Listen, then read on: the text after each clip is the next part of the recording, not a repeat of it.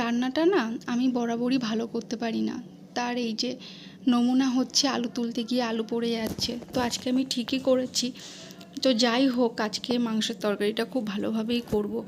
আর একটা জিনিস আমি দেখেছি, রান্নাটা কিছুটা মানে মাছ মাংসের ওপরেও নির্ভর করে। মাছ যদি ভালো না হয়, মাংস যদি ভালো না হয়, তুমি যতই কিছু করো না কেন, তরকারি খুব একটা ভালো আসে না। এটা আমার নিজস্ব মতামত থেকে আমি বলছি। এর আগে যে দোকান থেকে আমাদের মাংসটা আনা হতো, সেটা না খুব ছিবড়া হয়ে যেত। মানে আমি যতই কষি আর যতই জল দিয়ে ফোটাই না কেন, সেই ঠান্ডা হয়ে গেলে কেমন একটা শক্ত টাইপের ছিবড়া টাইপের হয়ে থাকবে। কিন্তু বেশ কয়েকদিন ধরে যে দোকান থেকে মাংসটা আনছে না, সেটা দেখছি বেশ সফট, মানে বেশ এতটাই সফট, মানে সেই কেমন মাংসটা রান্না করার পর যখন ঠান্ডা করে খাচ্ছি তখনও দেখছি কেমন একটা নরম তুলতুলে হয়ে আছে। তো তখনই বুঝলাম যে হ্যাঁ, মাংসের ওপরও অনেক সময় তরকারি নির্ভর করে। তো যাই হোক, আর আজকে তো আমি এমনি ঠিকই করে নিয়েছি যে আজকে আমি মোটামুটি রান্নাটা খুব মন দিয়েই করব। আর এদিকে বাচ্চাদের জন্য না একটু সবজি দিয়ে কিছু খিচুড়ি বানানোর চেষ্টা করছি। মানে একটু ডালিয়ার খিচুড়ি হোক কিংবা একটু চাল দিয়ে, আমরা তো লুচি খেয়ে নিয়েছি, ওদেরকে আর দেবো না ময়দার জিনিসটা।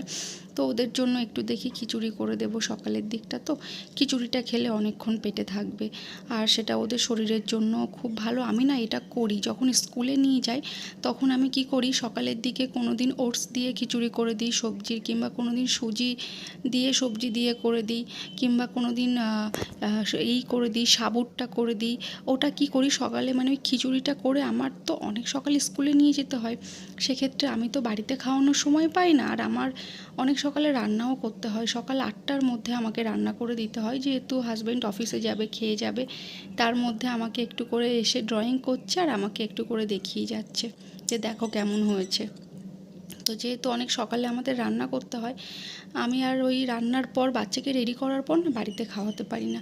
তো আমি কি করি, একটু খিচুড়িটাকে পাতলা করে করে আর ওটাকে মিক্সিতে পেস্ট করে নিয়ে ওটা একটা বোতলের মধ্যে ওটাকে নিয়ে আর গাড়িতে যেতে যেতে ওটাকে আমি ওদেরকে গালে, না যখন পেস্ট হয়ে যাচ্ছে একদম নরম হয়ে যায়, গালে একটু একটু করে ঢেলে দিই। ওরা মোটামুটি খেয়ে নেয়। আরে বাবা, সকালবেলা বাচ্চারা 2-3 চামচ খেলেই যথেষ্ট। তো রান্নাবান্না করে না একটু ভাবলাম আমাদের একটু কেনাকাটি আছে, তো যাচ্ছি একটু মলের দিকে কেনাকাটি করতে। আর সাজতে তো কিছু পারি না, একটু লিপস্টিক আর একটু কাজল, ব্যাস এটুকুই। এখানে এসে ওরা এত বায়না করছে যে আমরা এই গাড়িগুলো চড়বো। অনেক দিন ধরেই বলছে যে আমাদেরকে এগুলো চড়াও। আমরা ভাবলাম যে বাবা কত কি দাম হবে না হবে।